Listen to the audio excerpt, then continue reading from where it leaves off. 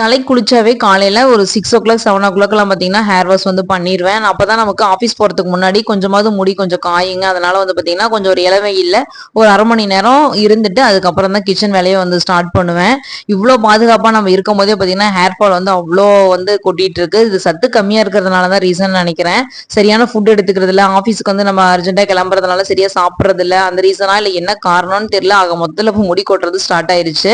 இன்னைக்கு நம்ம செடியில இருந்த முருங்காய் வச்சுதாங்க முருங்காய் பொரியல் மாதிரி அப்படியே செஞ்சிருந்தேன். சின்ன வெங்காயம், தக்காளி, வரமிளகா, கருவேப்பிலை எல்லாம் போட்டுட்டு தக்காளி ஆட் பண்ணிட்டு மிளகாத்தூள், மல்லித்தூள், சாம்பார் தூள் எல்லாம் போட்டு நல்லா பெரட்டினதுக்கு அப்புறங்க உப்பு மஞ்சத்தூள் போட்டுட்டு தண்ணி கொஞ்சமா முருங்காய் வேகிற அளவுக்கு தண்ணி ஆட் பண்ணிட்டு முருங்காய் அரை வேக்காடு வெந்ததுக்கு அப்புறம் நமக்கு தேங்காய் வேணும்னா தேங்காய் துருவல் ஆட் பண்ணிக்கலாம். சுடுசாத்தோட வச்சு சாப்பிடும்போது டேஸ்ட் அவ்வளோ சூப்பரா இருக்கும். கண்டிப்பா ட்ரை பண்ணி பாருங்க.